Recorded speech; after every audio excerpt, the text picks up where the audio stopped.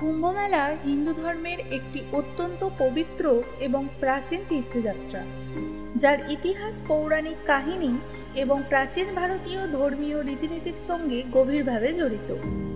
এর মূল পৌরাণিক গল্পটি সমুদ্র মন্থনের ঘটনা থেকে উদ্ভূত, যা হিন্দু পুরাণে বর্ণিত হয়েছে। হিন্দু পুরাণ অনুসারে দেবতা এবং অসুররা একত্রে অমৃত প্রাপ্তির জন্য সমুদ্র মন্থন করেছিলেন।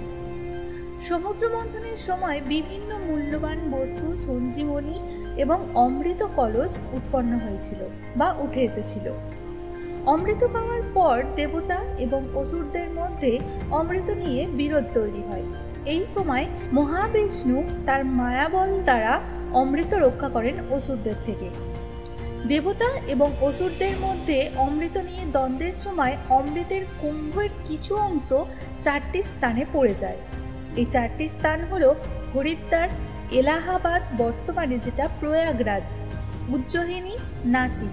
এই স্থানগুলোকে পবিত্র তীর্থভূমি হিসেবেই গণ্য করা হয় এবং এখানেই কুম্ভ মেলার আয়োজন করা হয়। নমস্কার বন্ধুরা, ঈশ্বরের কৃপায় আশা করি আপনারা সকলেই ভালো আছেন ও সুস্থ আছেন। আজকের ভিডিওতে আমরা কুম্ভ মেলার সম্পর্কে বিস্তারিত তথ্য জানতে চলেছি। তো বন্ধুরা, এই বিষয়টি সম্পূর্ণ জানতে হলে স্কিপ না করে শেষ পর্যন্ত দেখতে থাকুন।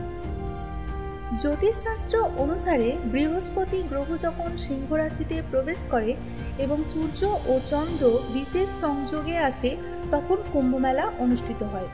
এই জ্যোতিষগত ঘটনাকে অত্যন্ত শুভ বলে মনে করা হয়। কুম্ভ মেলার মূল আকর্ষণ হলো পবিত্র নদীতে স্নান। হিন্দুদের বিশ্বাস, এই স্নানের মাধ্যমে পাপ মুক্তি এবং মোক্ষ লাভ করা যায়। এটি আধ্যাত্মিক জ্ঞান অর্জনের একটি সুযোগ এবং হিন্দু সাধু সন্ন্যাসীদের সঙ্গে মিলিত হওয়ার সময়। কুম্ভ মেলায় লিখিত ইতিহাস প্রাচীন ভারতীয় সাহিত্য পাওয়া যায়।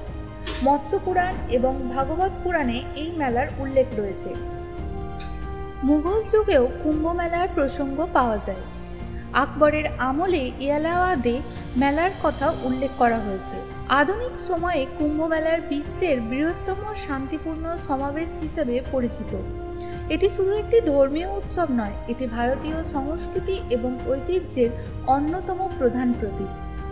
এটি কেবল একটি ধর্মীয় সমাবেশ নয়, বরং আধ্যাত্মিক আত্মজাগরণের এক মহোৎসব। হিন্দু পুরাণ অনুসারে এই মেলার সময় বিশেষ জ্যোতিষীয় অবস্থান সৃষ্টি হয়, যা আত্মশুদ্ধি ও মোক্ষ লাভের জন্য অনন্য।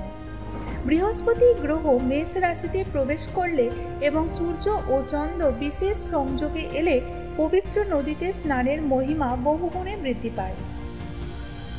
আধ্যাত্মিক বিশ্বাস অনুসারে কুম্ভ মেলার সময় গঙ্গার জল অমৃতের গুণ ধারণ করে। স্নানের মাধ্যমে পাপ মুক্তি লাভ করা যায় এবং আত্মা শুদ্ধ হয়। সাধু সন্ন্যাসীরা এই সময়ে তাদের তপস্যার ফল ভাগ করে নেয়, যা আধ্যাত্মিক শক্তির বৃদ্ধি করে।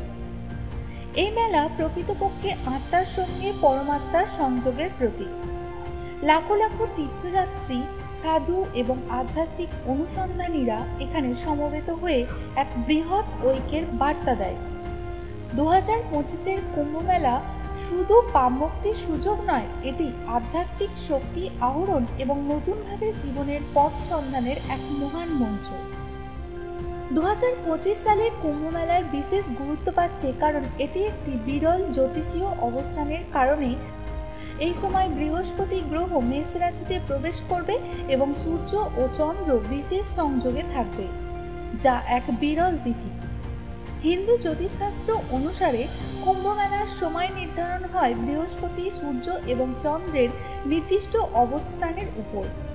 যখন বৃহস্পতি নির্দিষ্ট রাশিতে প্রবেশ করে এবং সূর্যের অবস্থান মকর রাশিতে থাকে, তখন এই তিথি শুভ বলে গণ্য করা হয়। 2025 সালের জ্যোতিষীর হিসাব অনুযায়ী এই নির্দিষ্ট অবস্থানের পুনরাবৃত্তি ঘটেছে প্রায় 144 বছর পর, যা এক মহাজাগতিক ঘটনা। এই বিরল জ্যোতিষীয় সংযোগকে অত্যন্ত শুভ এবং আধ্যাত্মিক শক্তি বৃদ্ধি করার সময় হিসেবে ধরা হয়েছে। এটি পবিত্র গঙ্গার জলে স্নানের মাধ্যমে পাপ মুক্তি এবং আত্মার শুদ্ধির জন্য বিশেষ সুযোগ তৈরি করে দিচ্ছে। তীর্থযাত্রী ও আধ্যাত্মিক অনুসন্ধানীদের মতে এই কুম্ভ মেলা আত্মজাগরণের এক ঐতিহাসিক মুহূর্ত হয়ে থাকবে, যা শুধু ধর্মীয় আচার নয় বরং মহাবিশ্বের শক্তির সঙ্গে মানুষের সংযোগ স্থাপনের এক বিশেষ উপলক্ষ। আপনি কি কখনো সাগর মেলা বা কুম্ভ মেলায় গেছেন? আপনার অভিজ্ঞতা জানাতে ভুলবেন না কমেন্টে।